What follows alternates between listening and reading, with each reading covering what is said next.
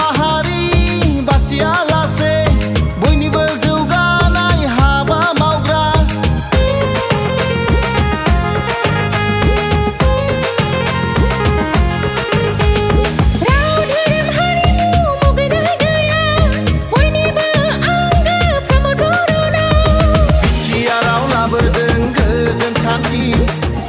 जमदुवार समष्टिर कारणे आपलोके निश्चय देखिবলৈ पाइছে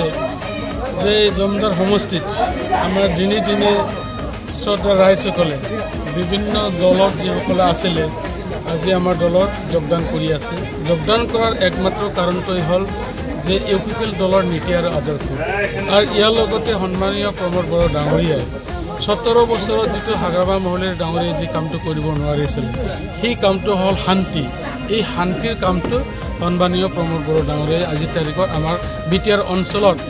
আনিবলৈ সক্ষম হৈছে তাৰ কাৰণে ৰাইজে সবে মানে আনন্দ লবিছে সন্তুষ্ট হৈছে তাৰ কাৰণে সবে এই যে ইলেকশ্যনৰ প্ৰাক মুহূৰ্তত সবে দলে দলে যোগদান কৰিছে আজি আকৌ আপোনালোকে খালি জমদুৱাৰৰ কটাই নহয় 40টা সমষ্টিৰ ভিতৰত যদি আপোনালোকে খবৰ লয় নিশ্চয়কৈ দেখিবলৈ পাব যে প্ৰত্যেক সমষ্টিতে যোগদান কৰি আছে আকৌ এটা কথাটো হ'ল আমাৰ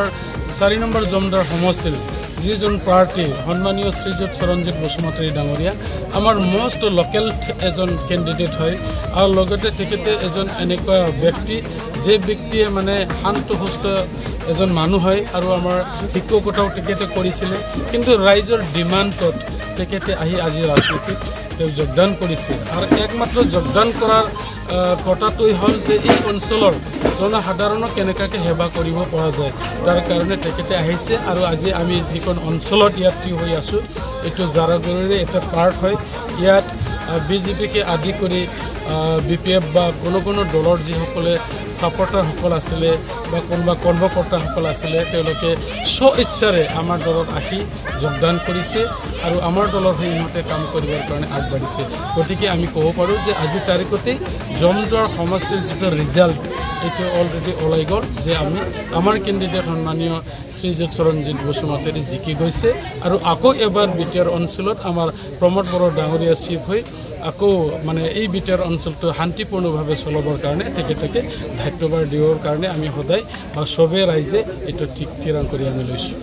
এই জমদুৱাৰ সমষ্টিৰ পৰা ধৰি লওক দীৰ্ঘদিন ধৰি কাৰ্যবাহী সদস্য হিচাপে আছে পৰৱৰ্তী সময়তো চৰণ বসুমতাৰী ডাঙৰীয়া আপোনাৰ